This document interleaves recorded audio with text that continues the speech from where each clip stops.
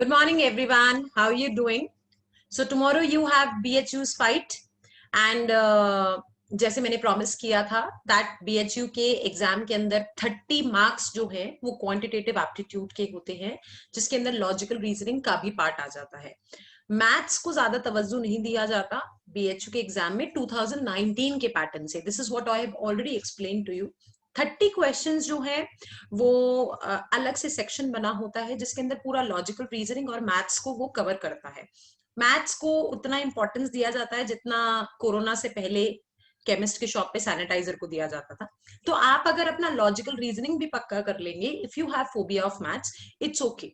हालांकि मुझे ये पता है कि आप लोग मैथ्स को या फिर लॉजिकल रीजनिंग वाले जो पार्ट है उसको बिल्कुल छोड़ के आ जाते हो, बिल्कुल मतलब उसको सोचते हो कि ये एग्जिस्ट ही नहीं करता, उसको इतना ज्यादा निग्लेक्ट करते हो। बट आई एश्योर यू कि अगर आप ये वाला वीडियो पूरा देखोगे, 30 क्वेश्चंस जो मैंने पिछले 2019 के पेपर के मैं सॉल्व करवाने वाली हूँ, ये पूरा देखोगे, I can assure you that you will definitely get some confidence कि हमें कैसे सॉल्व करना है और कितना easy score changing, game changing section होता है जिसको आप छोड़ के आते हो।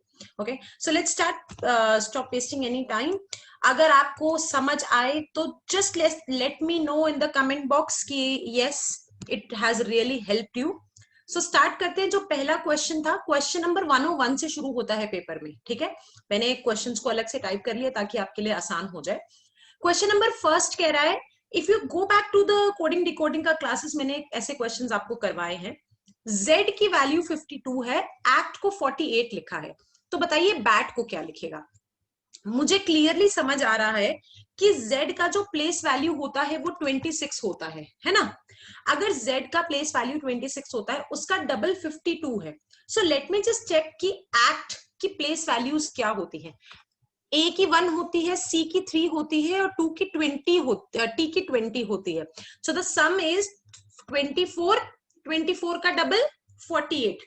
तो सिमिलरली बैट की निकाल लेती हूँ, बी के 2, ए की 1 एंड टी की 20, ऐड कर दिया, कितना आया 23, 23 का डबल 46। Okay, easy. नेक्स्ट देखते हैं।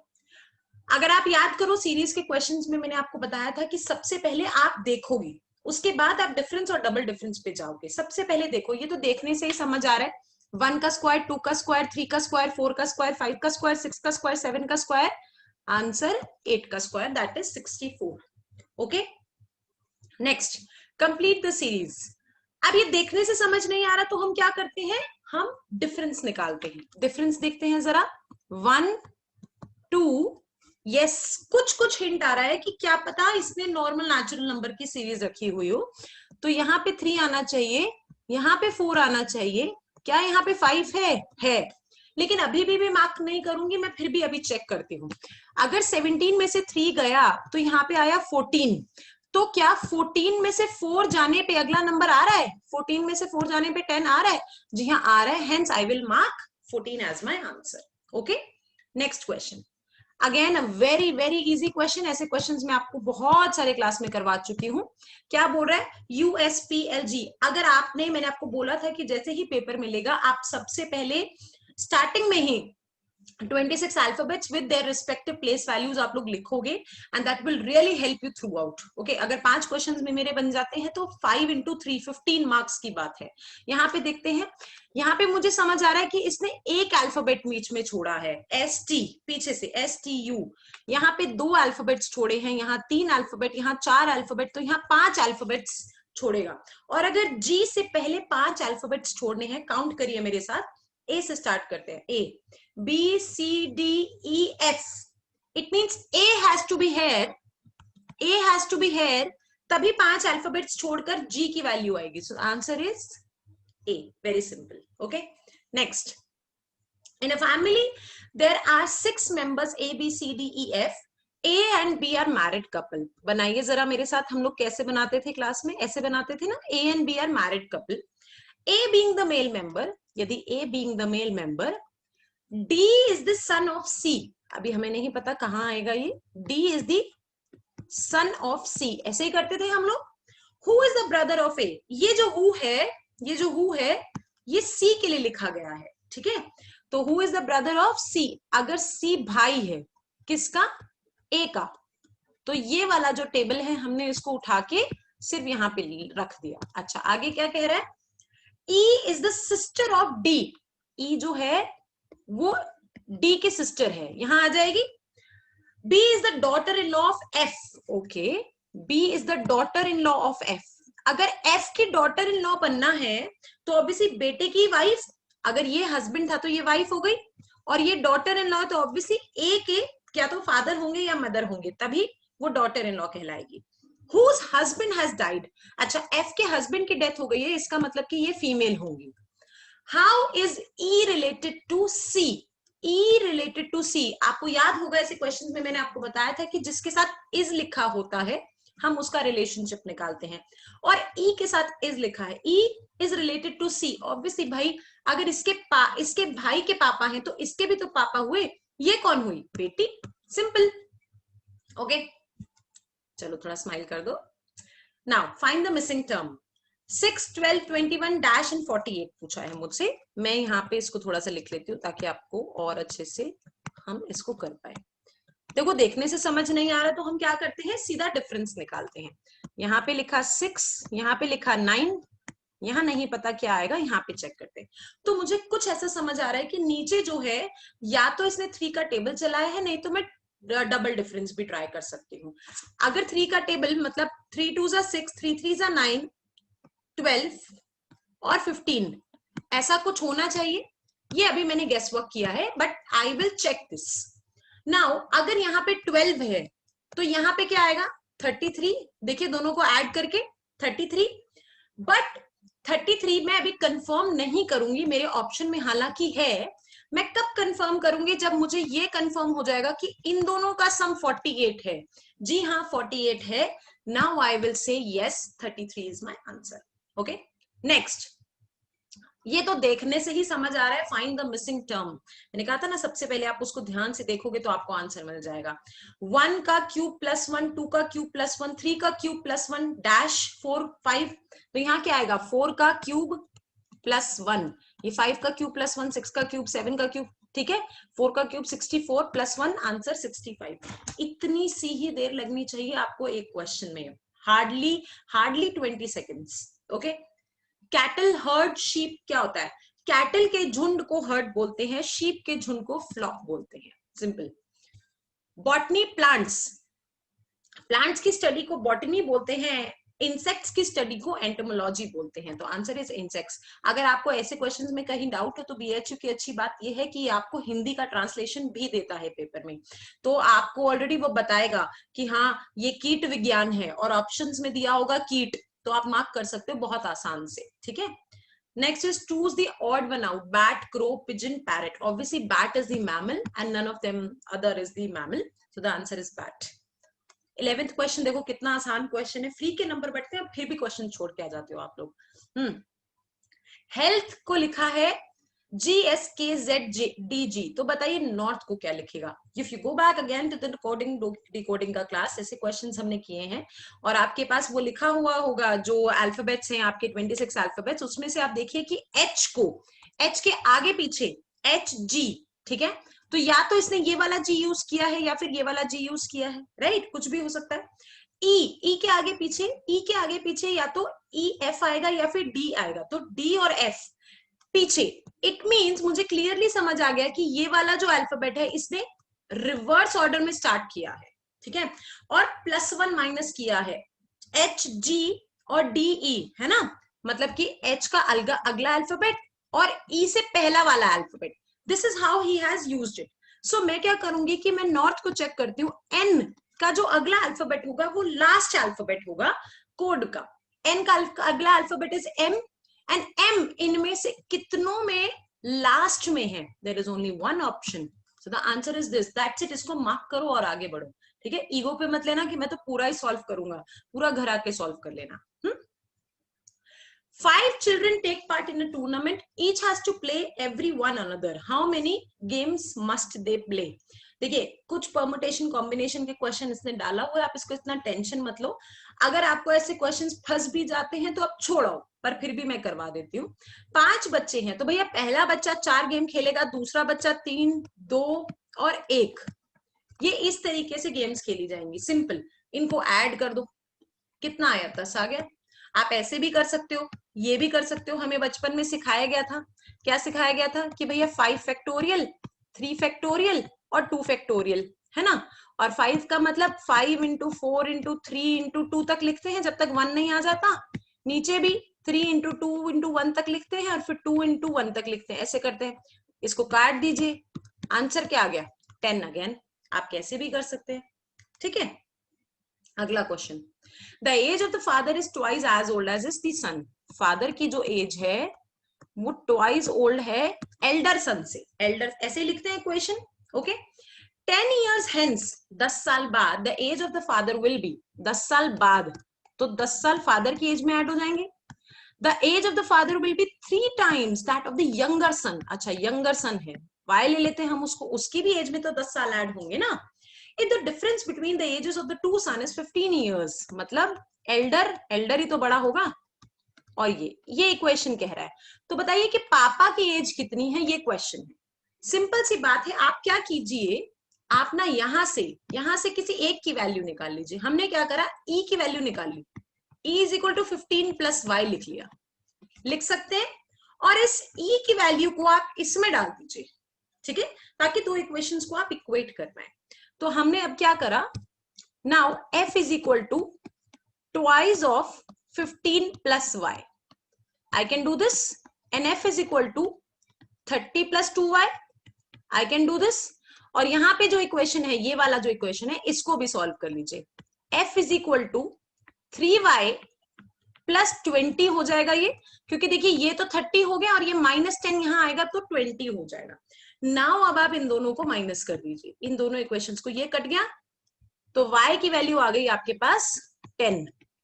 अगर y की वैल्यू 10 है तो y की वैल्यू किसी में भी पुट कर देते हैं, y की वैल्यू हम इसमें डाल देते हैं, यहाँ पे 10 आएगा तो 10 प्लस 10 20, 20 इंटू 3 60, और ये 10 माइनस होगा, 60 माइनस 10 आंसर 50। ये मेरे जो मैं सॉल्व कर रही हूं उसको देखने से नहीं होगा, आपको खुद सॉल्व करना पड़ेगा। आप एक बार खुद सॉल्व कीजिए, आपसे नहीं सॉल्व हो रहा तब आप ये देखिएगा, ठीक है।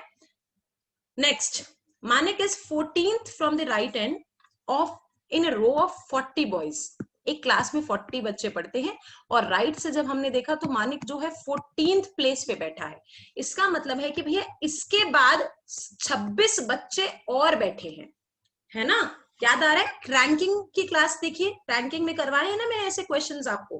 कह रहा है कि इसके बाद 26 बच्चे और बैठे हैं, तो बताइए what is the position from the left and. अगर यहाँ पे 26 बच्चे बैठे हैं तो ऑब्वियसली ये कौन सी पोजीशन हुई, 27th, right. Next, A and B are married couple, A and B are married couple, okay. मुझे नहीं पता कौन हस्बैंड कौन वाइफ है। X and Y are brother, X और वाई जो है ये ब्रदर है, ऐसे ही बनाते हैं हम लोग। X is the brother of A, अच्छा X is the brother of A, okay fine.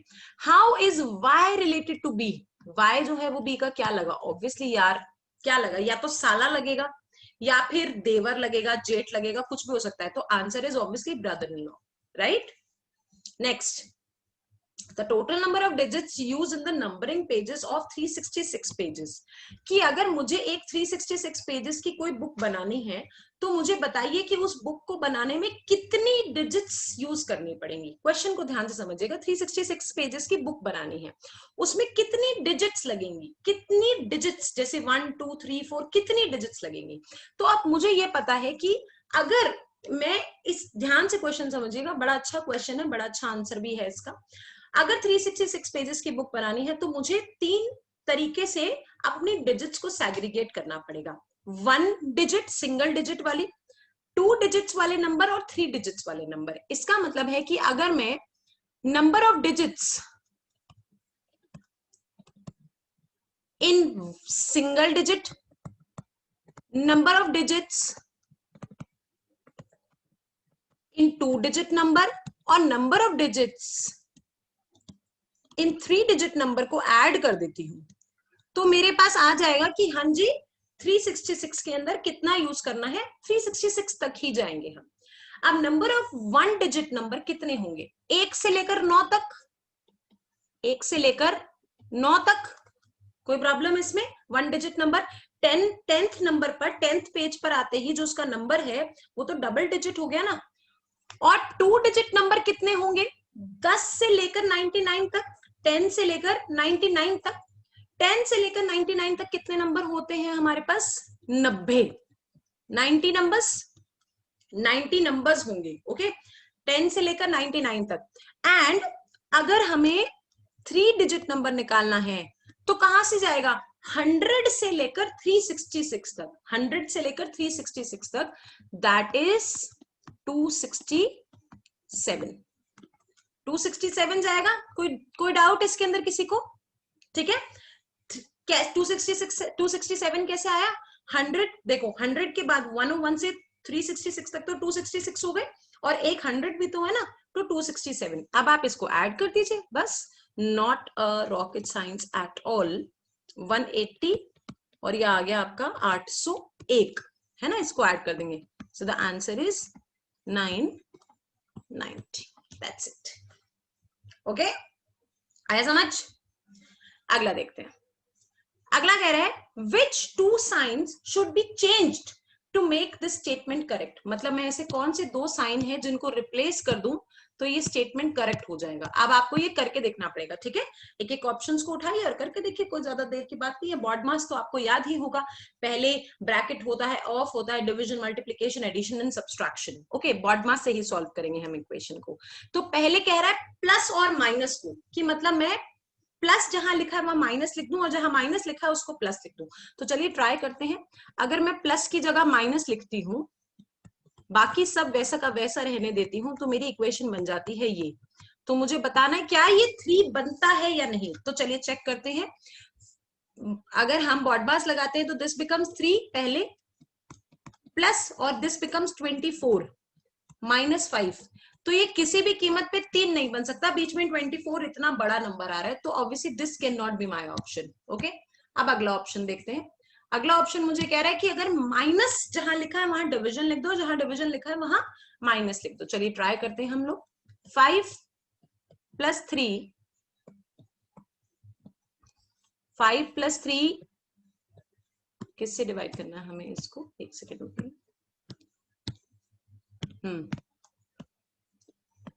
क्या हुआ,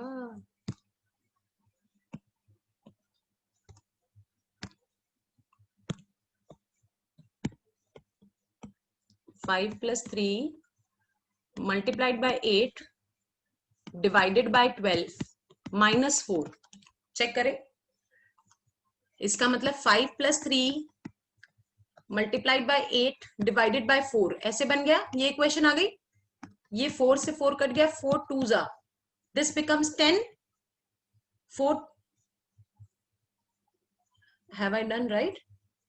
हाँ, 7 minus 4 answer 3। yes, this particular option qualifies this, the answer is option B, right? okay, next देखते हैं हम लोग क्या बोल रहे हैं। in the following words are arranged in an alphabetical order, which word will appear at the end। ये जो following words दिए हैं इनको अगर मैं alphabetical order में लगाती हूँ तो कौन सा word जो है end में आएगा। अब हम नॉर्मल डिक्शनरी को फॉलो करते हैं। पहला वर्ड सब में ओ है तो कोई कंपटीशन नहीं है। दूसरा वर्ड एल और वी है तो ऑब्वियसली एल पहले आता है डिक्शनरी में, वी बाद में आता है, तो ये दोनों ऑप्शंस तो हमारे एलिमिनेट हो गए। अब वी देखते हैं, दोनों ऑप्शंस में वी है तो अब दोनों का अगला अल्फाबेट हमें देखना पड़ेगा। ए और यू, ए पहले आता है यू बाद में आता है, तो ऑब्वियसली हमें लास्ट अल्फाबेट चेक करना है, लास्ट वर्ड चेक करना है। So the answer is D. ठीक है, अगला देखिए, how many pairs of letter are there in the word create which have as many as letters between them in the word in the alphabet as in the alphabet। Question समझिए क्या कह रहा है। Question ये कह रहा है कि ऐसे कितने पेयर्स हैं जिनके बीच में उतने ही अल्फाबेट लिखे हैं जितने अल्फाबेट एक्चुअली में अल्फाबेट्स में आते हैं, मतलब एक्चुअली में अगर मैं ABCD लिखती हूँ, उनके बीच में जितने अल्फाबेट आते हैं यहां पर भी उनके बीच में उतने ही अल्फाबेट लिखे हैं, ठीक है। जैसे कि फॉर एग्जाम्पल C और E, देखिए एक ऐसा पेयर है एग्जाम्पल के तौर पे जिसके बीच में R आ रहा है, यहाँ पे R आ रहा है, और अगर आप असली वाली अल्फाबेट सीरीज पे जाते हैं तो वहां पे उन दोनों के बीच में D आता है ना, CDE, D आता है। डी भी एक और आर भी एक, मतलब कि यहां पर भी उतने ही अल्फाबेट आ रहे हैं और असलियत में भी उतने ही अल्फाबेट आते हैं। तो ऐसे पेयर हमें ढूंढने हैं, ढूंढते हैं। और पेयर ई और ई तो हो नहीं सकता भैया, ई और टी भी नहीं हो सकता क्योंकि टी तो 20 होता है, ई 5 होता है। ई और ए भी नहीं हो सकता क्योंकि इनके बीच में तो कोई अल्फाबेट ही नहीं आ रहे। टी और ई भी नहीं हो सकता, सी और टी भी नहीं हो सकता, सी और ए भी नहीं हो सकता क्योंकि बी सी डी, ठीक है, एक ही अल्फाबेट आता है लेकिन यहाँ दो आ रहे हैं। It means there is only one possible pair which has as many letters between them in the word as in the alphabet. Is that clear? Which one of the following is a leap year? Leap year कैसे निकालते हैं? किसी भी साल के अगर last के दो नंबर्स 4 से कंप्लीटली डिविजिबल हो तो वो पर्टिकुलर नंबर लीप ईयर होता है, पर्टिकुलर ईयर लीप ईयर होता है। Centuries are not leap years, ठीक है, मतलब लास्ट में 00 आना, ईयर 2000, वो लीप ईयर्स नहीं होते अगर लास्ट के दो लेटर्स, दो नंबर्स हमारे कंप्लीटली डिविजिबल बाय 4 हो। इसके अंदर सिर्फ एक ही ऐसा नंबर है जिसमें लास्ट के दो नंबर्स कंप्लीटली डिविजिबल बाय 4 है। तो देखिए सिर्फ only this has fulfilling this particular condition. अगला क्वेश्चन इसने ब्लड रिलेशनशिप और रेशियो को मिक्स करके दिया है। इसी एक पर्टिकुलर क्वेश्चन पे शायद 4-5 क्वेश्चन बने हुए, तो यदि आप एक को सॉल्व कर लेते हैं, एक ट्री बना लेते हैं, एक कॉम्बिनेशन बना लेते हैं, तो you will be able to answer number of questions. ये कह रहा है Anita, Mahima, Rajan, Lata, Deepti are 5 cousins. Anita is twice as old as Mahima. Anita is twice old as Mahima. Rajan is half the age of Mahima. Anita is half the age of Deepti. Okay. And Rajan is twice the age of Lata. Okay. ये सारी conditions हमें दी हैं इसने ऐसे। अब देखो ऐसी conditions में तो मैं आंसर नहीं निकाल सकती हूँ who is the youngest, who is the eldest, ये वो, तो मुझे कुछ ना कुछ तो लेट करना ही पड़ेगा, कुछ ना कुछ तो मानना ही पड़ेगा। तो मैंने क्या करा कि आप कुछ भी मान सकते हैं, मैंने क्या करा, इसको कन्वीनियंस बनाने के लिए m को 1 मान लिया। जब मैंने m को 1 लेट किया, देखिए यहाँ पे m को जब मैंने 1 लेट किया तो ऑब्वियसली a जो है वो 2 हो गया, ऑब्वियसली, है ना। अब a 2 हुआ, r 1/2 हो गया क्योंकि m 1 था, है ना। अब यहाँ पे a 2 हुआ तो d 4 हो गया, d 4 हो गया। अब r जो था वो 1/2 था तो l क्या हो गया, 1/4। These are the numbers that I have left according to the equation itself. Now who is the youngest? Obviously L is the youngest, mark कर दीजिए, simple 1/4 is the youngest. Next पूछ रहा है who is the eldest? Eldest कौन है? Eldest is D, Deepti. Eldest is Deepti. Same question है बच्चे, बस क्वेश्चन नीचे चेंज किया हुआ है इसने, ठीक है। नेक्स्ट पूछ रहा है which of the following pair has of the same age? Same age किसकी है, तो देखते हैं जरा सेम एज वाले कोई है यहाँ पे। 1 2 1/2 नहीं भैया, कोई सेम एज के लोग नहीं है हमारे पास, तो none has same age. Okay, next is Anita is younger than. Anita किससे छोटी है? अनीता की एज 2 है, तो ये किससे छोटी है? ये सिर्फ और सिर्फ डी से छोटी है क्योंकि डी की एज 4 है, तो ये आंसर हो गया इसका दीप्ति। ओके, अगला कह रहा है if Mahima is 16 what is the age of Lata. अच्छा, अगर महिमा जो है जिसको हमने 1 लेट किया है, यदि वो 16 है तो लता कितने की है? लता 1/4 है, तो आंसर इज 4, है ना। 16/4 आंसर इज, है ना, इजी, खत्म। देखो हम 25th क्वेश्चन तक आ गए, सिर्फ 30 क्वेश्चन आते हैं और आप लोग ये पूरा सेक्शन छोड़ के आ जाते हो। अगला देखते हैं। इसमें अब आया है जाकर मैथ्स, कहीं अब जाकर मैथ्स आया है 26th क्वेश्चन पर, वो भी मैथ्स नहीं है। आप देखिएगा क्वेश्चन कैसे बोल रहा है।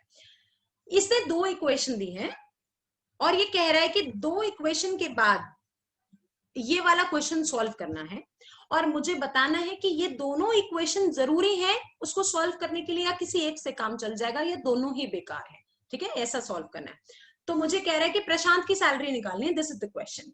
First condition is Prashant gets 15% more than Sumit. Okay, यदि प्रशांत को 15% मोर मिलता है किससे? सुमित से। ऐसे ही बनाते थे हम लोग। वाइल सुमित गेट्स, यहां पर होना चाहिए कुछ 10% लेस है ये, आई थिंक। वाइल, सो एक सेकंड में चेक करते हो आपके पेपर में। हाँ, 10% लेस है। While Sumit gets 10% less than Lokesh. So Sumit gets 10% less than Lokesh. ऐसे ही बनाते हैं हम लोग। आगे कह रहा है लोकेश की जो सैलरी है वो 2500 है। नेक्स्ट स्टेटमेंट भी दिया हुआ है। अगर हमें नेक्स्ट स्टेटमेंट नहीं दिया होगा तो हम प्रशांत की सैलरी नहीं निकाल पाएंगे ना। अगर मैं यहाँ पे 2500 पुट करूंगी तो मेरे पास इसकी सैलरी आएगी, इसकी सैलरी आएगी, तो इसकी सैलरी आएगी, तब जाके प्रशांत की सैलरी आएगी। It means both of the equations are mandatory to find the salary of the Prashant, right? तो ऑप्शन कौन सा कह रहा है? If the data in statement 1 alone is sufficient, no. If the second alone is sufficient, no. If the data in both together are not sufficient, no. If the data in the both statement 1, 2 together are necessary to answer the question, yes, option D. आपको निकालनी नहीं है प्रशांत की salary, समझ रहे हो आप? आपको सिर्फ देखना है कि सफिशिएंट है या नहीं और आगे बढ़ो। नेक्स्ट 27th, सेम तरीके से, how many books X did Robert read on Sunday? अच्छा, बुक एक्स को इस रॉबर्ट ने संडे को कितनी किताबें पढ़ी ये बताना है हमें। ठीक है, निकालना नहीं है, सिर्फ बताना है कि स्टेटमेंट सफिशिएंट है या नहीं है। तो पहला स्टेटमेंट कह रहा है the book has 300 pages of which 2/3 were red before Sunday. अच्छा, मतलब उसने 2/3 जो बुक थी वो संडे से पहले खत्म कर दी थी। अभी संडे आया नहीं है, मुझे तो संडे की किताब निकालनी है, तो 1 अकेले से तो मैं पता नहीं कर सकती। सेकंड कह रहा है Robert red last 40 pages of book on Monday morning. अच्छा, इसका मतलब क्या है कि आखिरी के 40 पेजेस जो हैं वो इसने मंडे को पढ़े। तो इट मीन जो बीच की बुक, बीच का जो होगा वो इसने संडे को पढ़ा होगा। तो obviously both of the statements are important.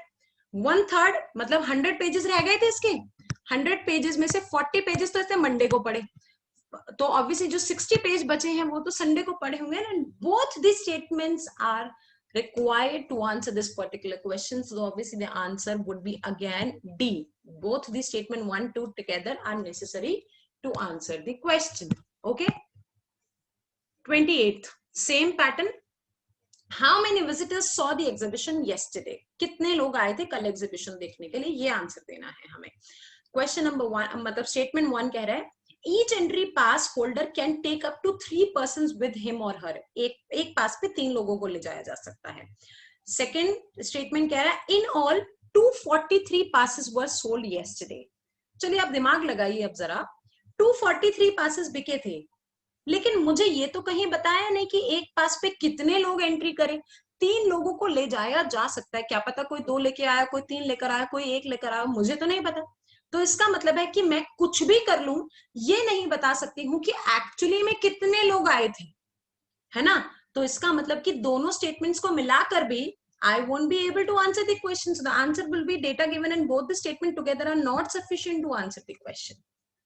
ठीक है, similar pattern.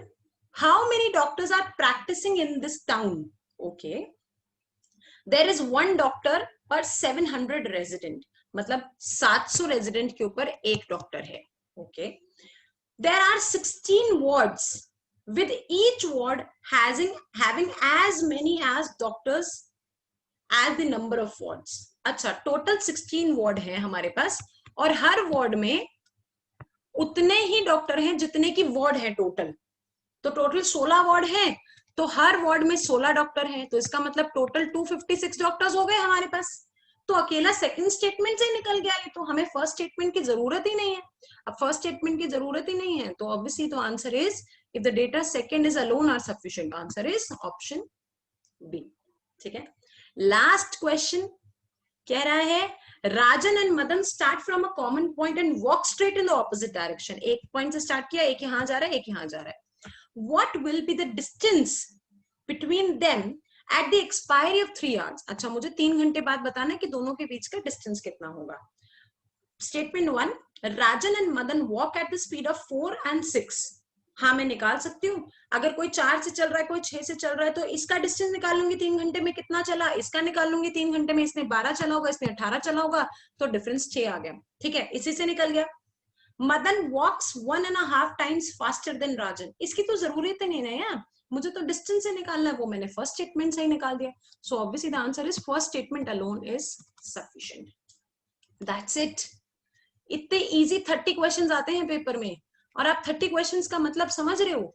30 questions 90 marks, big 90 marks for this examination, और ये पूरा सेक्शन आप लोग छोड़ के आ जाते हो। सो आई होप कि आपने अगर पूरा वीडियो देखा है, आपके कॉन्सेप्ट थोड़े से रिवाइज हुए होंगे, थोड़ी क्लैरिटी आई होगी, एंड आई जस्ट रिक्वेस्ट कि प्लीज प्लीज ये सेक्शन छोड़ के मत आना, this will be the real game changer, I am telling you, ठीक है। All the very best for the examination, my very very very good wishes are there with you, bye bye.